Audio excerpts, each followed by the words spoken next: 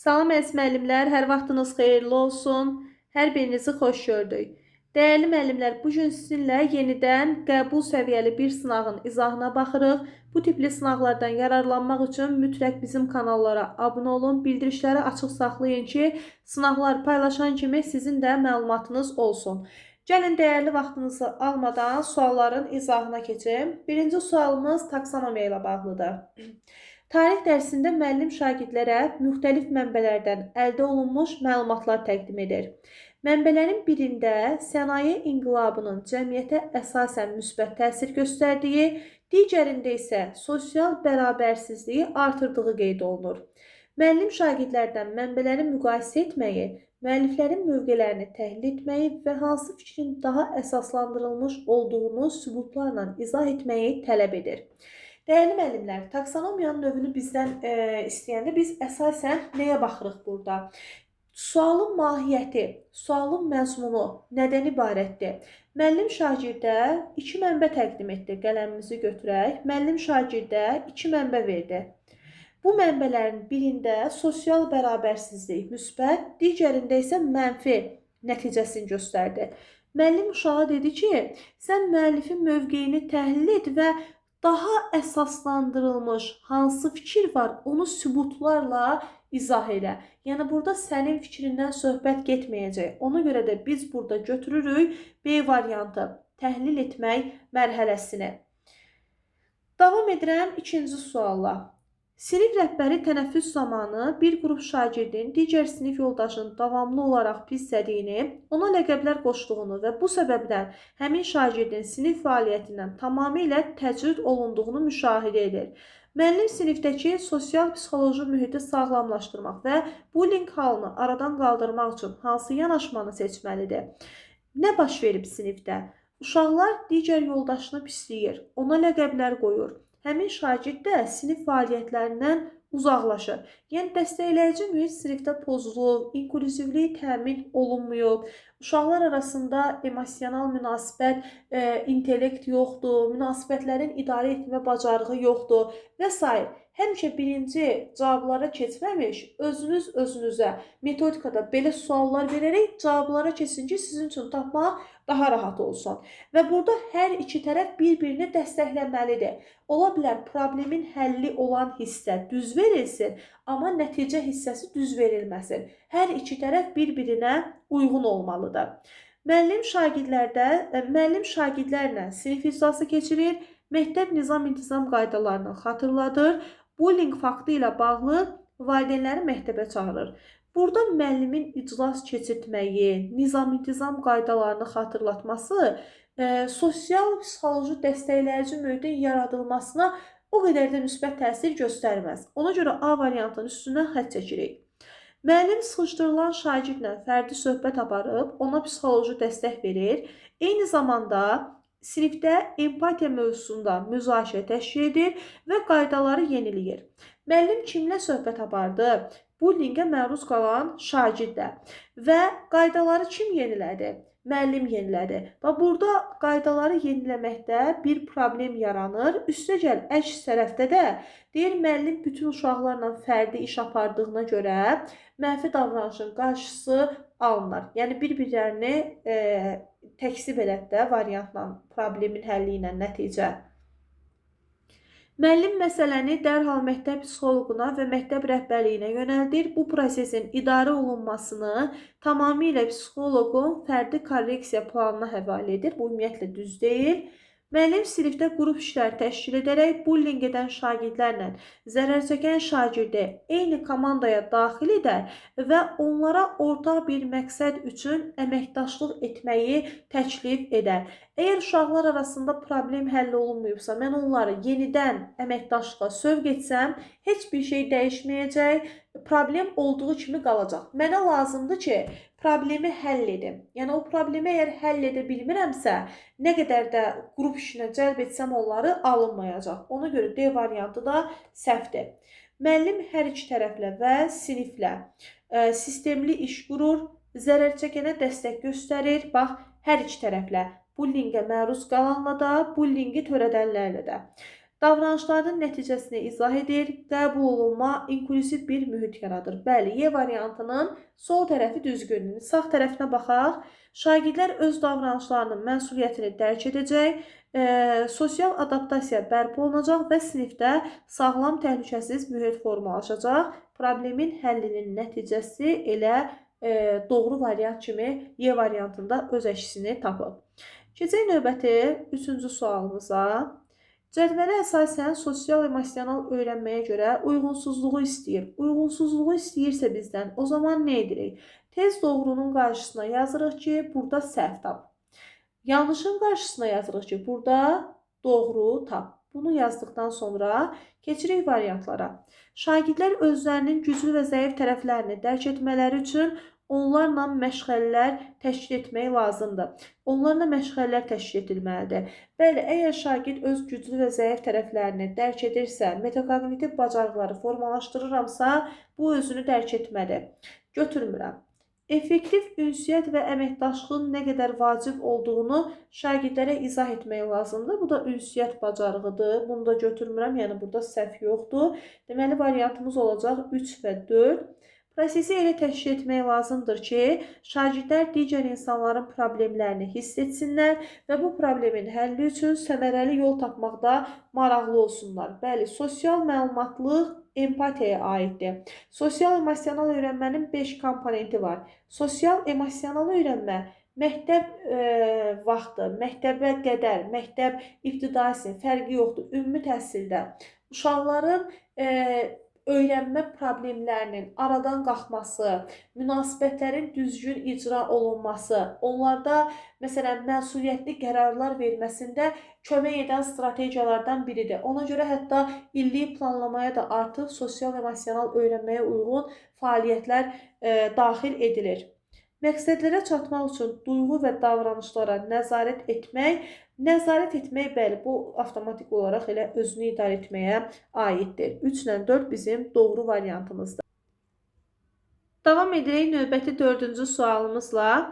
Aşağıda verilən hansı fikir əməkdaşlıq və proaktiv həllər nəzəriyyəsinə uyğundur? Bu da deməli Roskilinin bir əməkdaşlıq və proaktiv həllər nəzəriyyəsində biz nəyi öyrənirik əsasən? Davranış zamanı şagirdlə mükafat və cəza sistemindən istifadə etməməklə, ancaq onunla əməkdaşlıq etmək, empatiya qurmaq, problemi müəyyənləşdirmək və problemin həlli üçün ortaq yollar tapmaq. Bundan ibarətdir nəzəriyyənin mahiyyəti. Məsələn, A variantı şagird davranışını dəyişmək üçün xarici şərtlərdən istifadə etmək lazımdır. Şagirdin davranışını dəyişməyə eyni təkrar düşüb bu sual. Deməli, şagird davranışını dəyişmək üçün xarici şərtlərdən istifadə etmək lazımdır. Bu Roskilliyə aid deyil. Çünki Roskilli mütləq şəkildə uşaqla danışıb, onun həm daxili ehtiyacını ödəmək, həm də şərtləri dəyişməkdə bir yerdə qərarlar qəbul etməyin tərəfdarı idi. Xarici şərtləri əsasən biz görə bilərik behaviorizm nəzəriyyəsində, müşahidə əsaslı öyrənmədə və s. Uşaqlar doğuluşdan müsbət davranışa motivasiyalı olurlar. O qeyd edir ki, uşaqların ətraf mühitə uyğunlaşmaqda çətinlik çəkməsi onların tələb olunan bacarıqlara sahib olmamasından irəli gəlir. Bəli, B variantı bizim doğru variantımızdır. Yadda saxlayın, Roskilli öz nəzəriyyəsində davranışın 2 problemdən dolayı baş verdiyini vurğuluyurdu. Birinci problem, əgər şagirddən tələb etdiyimiz bacarıq səviyyəsinə hələ gəlib çatmayıbsa, biz ondan tələb edirik. O zaman yanlış davranış görəcəyik. Və ikinci, əgər şagirdin hələ də həll edilməmiş bir problemi varsa, biz problemi müəyyənləşdirməmişik, araşdırmamışıqsa, o problem təzədən yenə də təkrarlanacaq. Yəni, bu iki səbəbdən dolayı şagirdin davranış problemini görə bilərik. C variantına baxaq. Şagirdin necə öyrənməsi, nə öyrəndiyindən daha önəmlidir. Bu, Qaniyə aid fikirdir. İntellekt özünün və başqalarının hisslərini müşahidə etmək, emosiyalar arasında fərqləri uyğun şəkildə müəyyən etmək, düşüncə və davranışında emosional məlumatlıqdan istifadə etmək bacarığıdır. Daniel Goleman'a aid ola bilər. Burada da belə deyim, D variantını götürə bilərik. Yəni, Daniel Goleman'a aid edə bilərik. Öyrənmə stimulu və cavab arasında əlaqənin möhkəmlənməsinin nəticəsidir. Bu da Thorndike'ın stimula cavab nəzəriyyəsidir. Davam edirəm. 5-ci sualda bizə bir tənlik verir və bizə deyir ki, x-in ala biləcəyi qiyməti tap. Təbii ki, mən burada bilikdən və taksonomiyanın hansı mərhələsindən istifadə edəcəm? C variantı. Bəzi müəllimlər burada səhvən konseptual biliklə tətbiq etməyə götürürlər. Amma bir proses var da, bir mən tənlik həll edəcəmsə, əgər düstur falan yoxdursa təbii ki, düsturu mənə verməyibsə açıq şəkildə, bir tənliyi həll edəcəmsə, o zaman mən prosedural bilik və tətbiq etmək mərhələsindən istifadə etməliyəm. 6-cı sualda Euler-Venn diaqramı verilib, bizdən sinektikanı istəyir. Problemin həll yolları müzakirə olunur, müsbət və mənfi tərəflər müəyyən edilir. Bəli, bu elə sinektikaya aid fikirdir. O biri variantlara da baxaq. Mətnin yaxın analizinə əsaslandığı üçün burada müzakirə və interpretasiya üçün çoxlu əsas verən bir mətn lazımdır. Bu aid olacaq Sokrat dialoquna. İdeyaları qruplaşdırmaq, nitqi dəqiq, aydın şəkildə müəyyən etməyə şərait yaradan debatdır. Beşlik Sinkveynə aiddir. İri həcmli mətnin öyrədilməsi də Zigzaqa aiddir. Davam edirəm 7-ci sualla.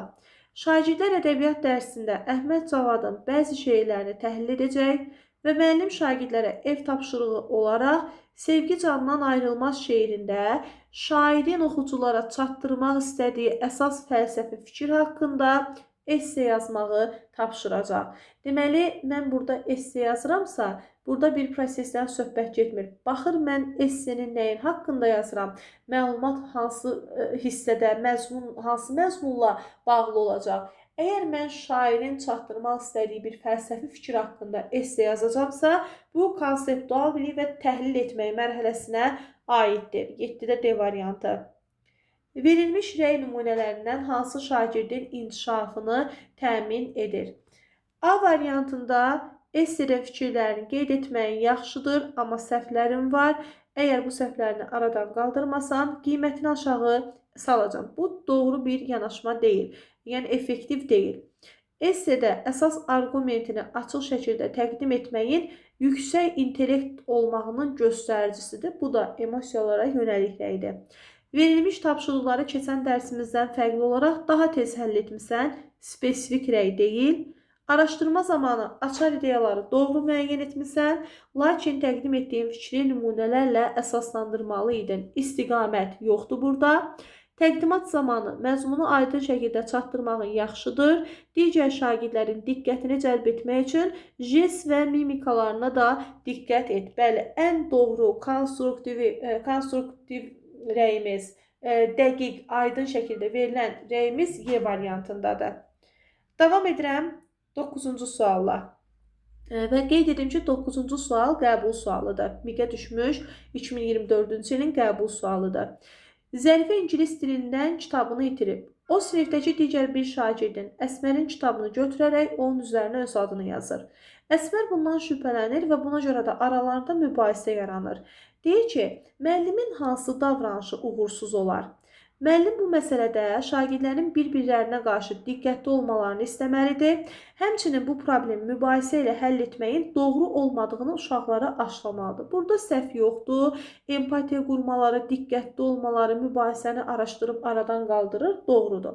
Amma B variantında deyir ki, müəllim özü kitab alıb şagirdə verməlidir və mübahisənin qarşısını almalıdır. Bəli, müəllimin kitab alıb şagirdə verməsi, axı burada məsələn, Əsmərdə də günah ola bilər, çünki Əsmər öz adını kitabın üzərinə yazıb və belə deyim də, Əsmərin kitabının itməsi də burada problemdir. Yəni, problem həll edilməmiş qalır da, məsələ ondan ibarətdir. Amma digər, məsələn, C, D, Y variantında isə problem yoxdur. Yəni, D variantında, burada variantların yeri səhv düşür. C variantında deyir ki, müəllim kitabı itirən Zərifə həmçinin Əsmərlə ayrı-ayrılıqda söhbət etməlidir. Kitabı kimin itirdiyini uşaqların səmimi etiraf etməsinə çalışmalıdır. D variantında esse yazdıra bilər, empatiya formalaşdıra bilər. Bu da doğrudur. Y variantında müəllim uşaqlardan xahiş edə bilər ki, hər kəs sinifdə və yaxud da evdə öz kitablarına baxsın və kimdə qalıbsa, məsələn, gətirib o kitabı qaytarsın. bir şagirdlərə müraciət edə bilər. 10-cu suala baxaq.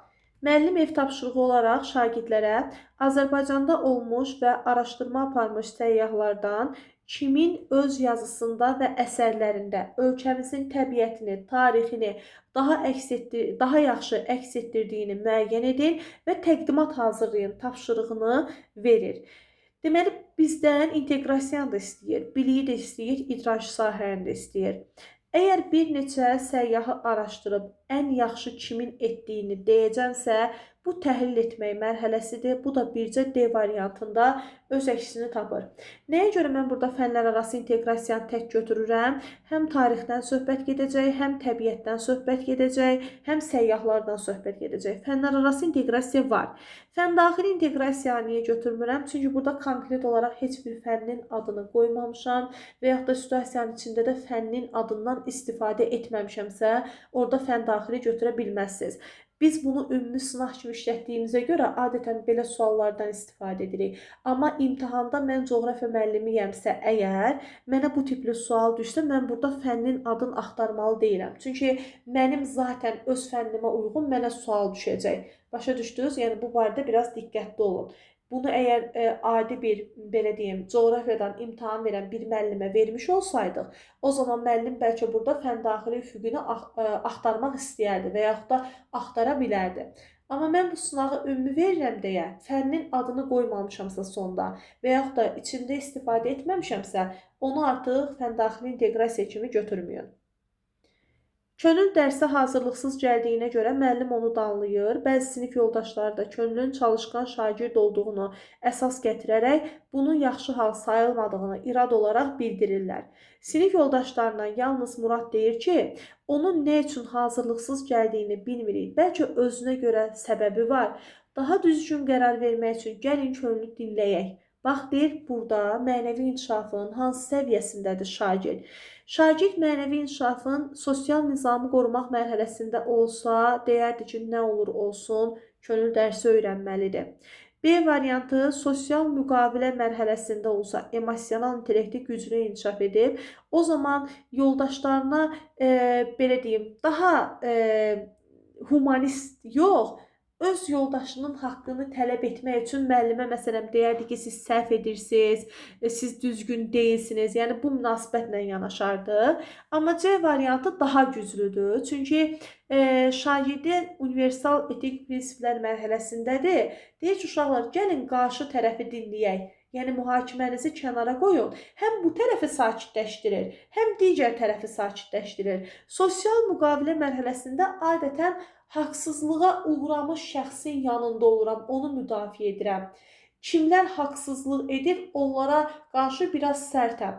Amma universal etik prinsiplərdə mən həm o tərəfə qarşı mülayiməm, humanistəm, həm də bu tərəfə qarşı humanistlik göstərirəm. 11-də C variantı.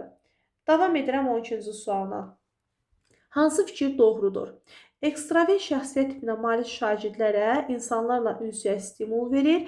Ona görə də onları yalnız qrup işinə cəlb etmək fikri səhvdir. Hər qrup işinə, həm fərdi, həm qrup, həm kollektiv hamısında uşaqlar iştirak etməlidir. Şəxsiyyətin formalaşmasında müəllimin metakognitiv düşüncəni inkişaf etdirən tapşırıqlar verməsi lazımdır. B variantı düzdür. Ona görə düzdür ki, çünki metakognitiv tapşırıqlar uşaqlarda həm özünü qiymətləndirmə bacarığı formalaşdırar, həm də tənqidi təfəkkürü formalaşdırmış olur. Dərsi introvert şəxsiyyət tipinə uyğun qurmaq üçün ona tapşırıqlar, maraqlı oyadan tapşırıqlar vermək lazımdır. Baxın, dərsi introvert şəxsiyyət tipinə uyğun qurmaq, axı bu düzgün ifadə deyil. Çünki mən təkcə introverti nəzərə almıram axı. Orada ekstravert da var, orada müxtəlif intellektli uşaqlar da var. 13-ə baxaq. Müəllim dərs prosesi zamanı yanlışa yol vermədiyi situasiyanı müəyyənləşdirən. Burada əslində yol verdiyi situasiya olmalıdır. Peki, gözlüyüm, bunu düzəldim. Aha, deməli yanlışa yol verdiyi situasiyanı biz tapmalıyıq. Bir akademik dərsin sonunda şagirdin əldə edə biləcəyi bilik və bacarığa uyğun fəaliyyətlər seçmək lazımdır. Doğrudur, çünki dərsin sonunda təlim məqsədi nədirsə, ona uyğun fəaliyyətlər seçilməlidir. Yəni dərsin sonunda şagird hansı bilik və bacarığa çatacaqsa, ona uyğun fəaliyyətlər seçilməlidir. Müəllim sinifdə şagirdlərin özlərini ifadə edə biləcəkləri bir mühit yaratmalıdır. Nəticədə şagirdlər rahatlıqla onları narahat edən məqamlarla bağlı müzakirə edəcəklər, təcrübələrini bölüşəcəklər. C-yə baxın.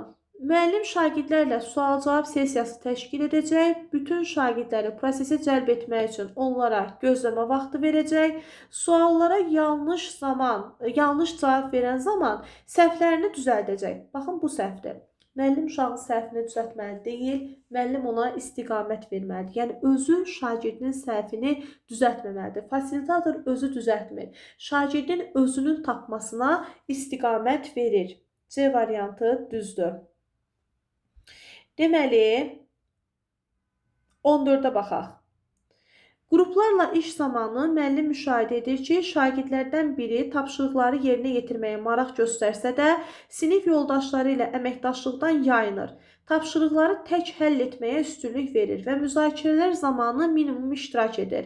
Müəllimin hansı addımı problemi daha effektiv və pedaqoji baxımından düzgün həll edəcək? Müəllim şagirdə əməkdaşlığın qiymətləndirmə meyarlarından biri olduğunu bildirərək onu qrup fəaliyyətlərində aktiv iştiraka yönəltməlidir. Çünki sosial bacarıqların formalaşdırılması akademik nəticələr üçün vacibdir. Situasiyamızda bizə deyir ki, müəllim müşahidə edir ki, uşaqlardan biri tapşırığı yerinə yetirməyə maraq göstərir, amma əməkdaşlıqdan yayınır. Tək əməkdaşlıq etməyə, tək məsələni həll etməyə üstünlük verir. Əslində A variantı uyğundur. Amma B variantına baxaq. Müəllim qrup tapşırıqlarını elə strukturlaşdırmalıdır ki, hər bir üzvün fərqli rolu olsun. Bununla yanaşı şagirdin fərdi xüsusiyyətlərini də nəzərə alaraq onu mərhələli şəkildə əməkdaşlığa cəlb etməyə şərait yaratmalıdır. Baxın müəllimlər, əməkdaşlıq qiymətləndirmə meyarı olmaq düzgündür. Amma gəlin B variantı ilə A variantını müqayisə edək.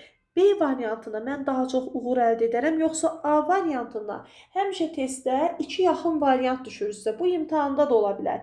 A variantı özlüyünə görə səhv deyil. Müəllim şagirdi aktiv fəaliyyətə yönəldə bilər, qiymətləndirmə meyarını elan etməklə. Amma bu problemin köklü həlli deyil. B variantı isə problemin köklü şəkildə həll olunmasıdır. Fərd daxili intellektə aiddir bu uşaq. Yavaş-yavaş mən onu şəxslərarası intellekt tipinə də uyğun tapşırıqları etməyə istiqamət verməliyəm. Və yaxud da introvertdir, mən onu ekstravert tipli tapşırıqların da həllində, belə deyim, həllinə uyğun uşağı yönətməliyəm. 15. Cədvələ əsasən uyğunluğu müəyyən edin. Həyatdan götürülmüş situasiyalar üzərində qurulmuş simulyasiyalarla şagirdlərə aydın təlimatlar verin və təlimatlara uyğun hərəkət etmələri üçün onları təşviq edin. Uyğunluğu deyirsə, biri götürürəm. Şagirdlərin öz fikirlərini sərbəst ifadə etmələri üçün sinifdə təhlükəsiz və inklüziv mühit yaradın, sinifdə qaydaları, prosedurları tətbiq edin, fəal dinləmə bacarığını, qarşılıqlı hörmət dəyərini formalaşdırın. 2 də doğrudur. 1 ilə 2-ni götürürəm, deməli 3 ilə 4 də doğru olacaq. Müəllim sinifdə özünü dərk etmə, konfliktləri, stresi idarə etmək bacarığı, şagirdlərlə, həmkarları ilə pozitiv ünsiyyət nümayiş etdirməlidir. Səhv yoxdur, silirəm. Valideynlərin sosial-emosional öyrənmə bacarıqları, təlimatları ilə təmin edin. Çünki valideynin də şagirdlərin sosial-emosional öyrənməsində rolu böyükdür. Bunu da götürmürəm. 16. Cədvələ əsasən uyğunluğu müəyyən edin. Müəllim şagirdlərin dəfələrlə səhv etməsinə normal yanaşır, onların öyrənməsinə şərait yaradır. Bu səhvdir, çünki qabağında Karl Dweck'in sosial inkişaf nəzəriyyəsi yazılıb. Karl Dweck düşüncə tərzi nəzəriyyəsinin banisidir. Müəllim tam orta təhsil səviyyəsində təhsil alan şagirdə hər hansı bir konsepti öyrətmək üçün konkret qaydalardan istifadə edir. Bəli, konkret əməli formal əməliyə, konkret qaydalar formal əməliyə aiddir. Bir var mən nümunələrindən yola çıxıb, bir var artıq mən qaydanı deyirəm və burada tam orta təhsil var da. Tam orta təhsil 9, 10, 11-ci sinifləri əhatə edir. Bu da idraki inkişafın yüksək mərhələsinə təsadüf edir. 2-ni götürürəm. Müəllim şagirdlərin yüksək dəyərlərə sahib olmaları üçün onlara müxtəlif situasiyalar təqdim edir. Əslində dilemmaların verilməsi Kolberqə aiddir, amma burada yanlış yazılıbsa götürmürəm. Müəllim tədris zamanı şagirdlərə öncə öyrənmə prosesinə cəlb etməli, daha sonra digər fəaliyyətlərə keçməlidir.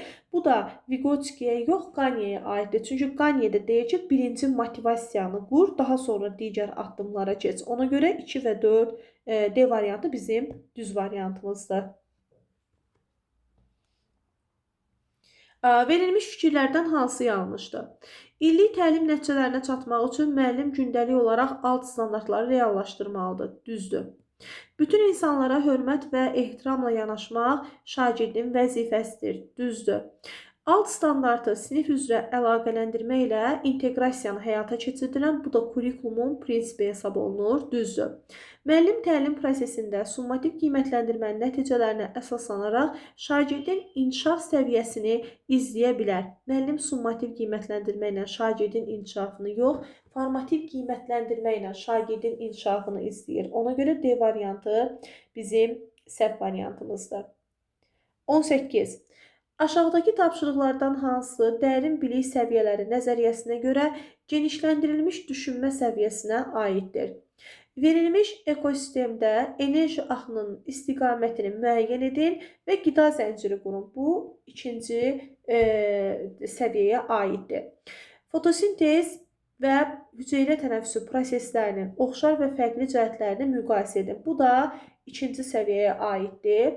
Deməli, ekosistemdə bir növün sayının azalmasının digər növlərə təsirini izah edin. İkinci səviyyəyə aiddir. Genişləndirilmiş səviyyə 4-cü səviyyədir. Verilmiş məlumatlara əsasən populyasiyanın artım dinamikasını təhlil edib nəticə çıxardın. Bu biraz 3-cü səviyyəyə aiddir, biraz yüksək tapşırıqdır. Amma Y variantında isə şagirdin antropogen təsirlərin müəyyən bir ekosistemdə biomüxtəlifliyə təsirini araşdırması, bu təsirlərin azaldılması üçün əsaslandırılmış strategiya hazırlayıb təqdim etməsi 4-cü səviyyəyə aiddir. Çünki strategiya hazırlayıb təqdim edəcək. 19. Nigar müəllimin riyaziyyat dərsində yoxlama dərs prosesini izləməyə gəlib və mövzunu tədris edən zaman müəllim səhvə yol verir. Bir anlıq həyəcan keçirən müəllim özünü itirmir, hansı məqama toxunaraq, yəni harda səhv edibsə, ora toxunaraq dərsinə davam edir. Bu nəyə aiddir? Təbii ki, özünü itirmirsə, özünə nəzarət etməyə bacarırsa, özünü idarə etməyə aiddir qolmanda. Növbəti sonuncu. Şagird solaxay olduğuna görə müəllim tərəfindən tez-tez sağ əllə yazmağa məcbur edilir və hətta müəllim bəzən sol əlindən istifadə etməməsi üçün ona jestlərlə iradını bildirir. Müəllimin davranışı pedaqoji cəhətdən necə xarakterizə olunur? Variantlardan biri doğrudur. Deməli, baxın, müəllim şagirdin solaxay olmasına irad bildirirsə, bu birinci müəllimin tədris bullyingini həyata keçirtməsidir və istər-istəməz bu bullyingdə şagird üçün dəstəkləyici mühiti pozacaq. Yəni, emosional cəhətdən o dərsə adaptasiya ola bilməyəcək, müəllim də bilməyərək, istəməyərək şagirdini incitmiş olacaq.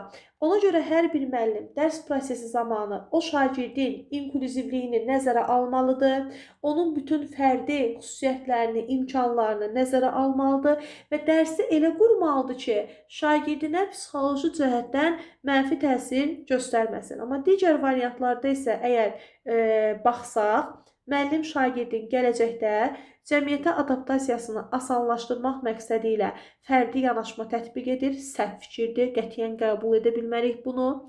Müəllim şagird yönümlülük prinsipini əsas götürür, bunda səhv fikirdir, çünki burada şagird yönümlülük qətiyyən yoxdur. Müəllim şagirdin motor bacarıqlarını inkişaf etdirmək üçün dəstəkləyici mühiti tələbini əsas götürür, axı götürmür, şagirdi incidir. Müəllim istəyir ki, bərabər imkanları reallaşdırsın və bütün şagirdlər düzgün yazı bacarıqlarına yiyələnsin. Bu da səhvdir. Yəni müəllim burada şagirdə tədris bullinqi etmiş olur. Belə əziz müəllimlər, sualların izahı bu qədər. Əgər bu izah sizə yararlı oldusa, zəhmət olmasa rəylər bölməsində sonda öz gözəl fikirlərinizi qeyd edin. Hansı mövzuda sınaqların çox olmasını istəyirsinizsə, mütləq şəkildə onları da bizim üçün qeyd edin ki, biz zaman-zaman ödənişsiz şəkildə hazırlaşan müdavimlərə dəstək üçün bir çox layihələrə imza atırıq və sizin də harda çətinlik çəkdiyinizi daha yaxından bilmək istəyərik. Sağ olun, salamat qalın.